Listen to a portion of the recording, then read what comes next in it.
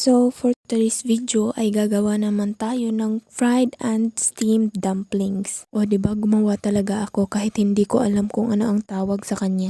So dito nga ay hinanda ko na ang mga ingredients. So kung bago pa lang kayo dito sa aking video, huwag kalimutang mag-like, mag-follow, mag-comment at mag-share ng ating video. So ano pang hinihintay nyo? Mag-engage na. So ito na mga bakla. Binalatan ko na ang carrots, patat, at hiniwa ko na nga ito into small, tiny pieces. Ay hindi pala hiniwa, may grinder ako dyan. Hoy, grinder! So ayun nga, inunti-unti ko na siya sa paglagay. Hoy, nabubulol ako bakla. At ayun nga, dahil sa kapunuan niya ay ayaw niya nang gumana. Ayun, sira na, wala na, finish na. Ay di pa pala. Siyempre, gagawa ng paraan yan. Aba, Pilipino ata to. Wow! Hoy, Pinoy ako. Buo aking loob, may agimat ang dugo ko. Hoy, umiiyak na ata ako. So dito nga ay nagpatulong na ako. Aba, kain lang ba gusto nyo? Aba, ayos.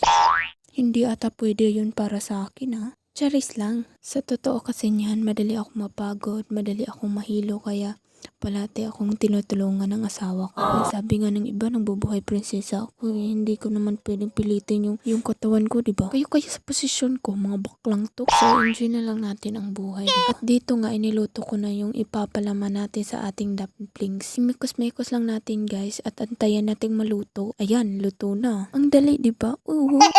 So, nakikita nyo naman na palaman pa lang, ulam na. Dito na nga, lafangs na. So, pagkatapos nga namin kumain guys, ay ginawa ko na yung dough. Tama ba? Correct me if I'm wrong.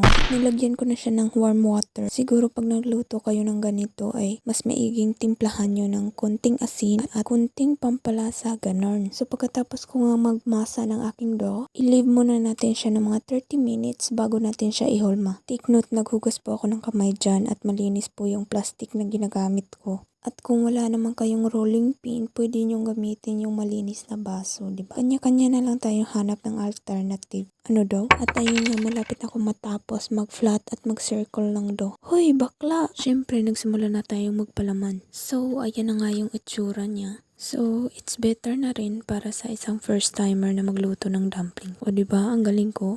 Sariling pagpuna sa sarili, tama ba?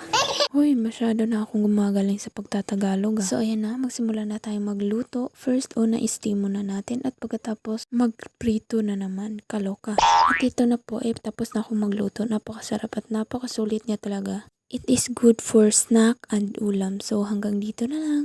Bye-bye!